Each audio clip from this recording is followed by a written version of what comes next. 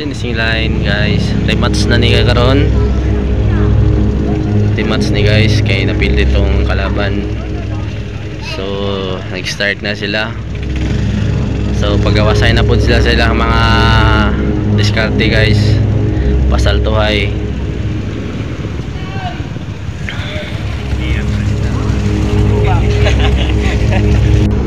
Ang kalaban diyan eh guys, Rossi o Euro 150, Puro 150 guys. So karon guys, nana guys oh.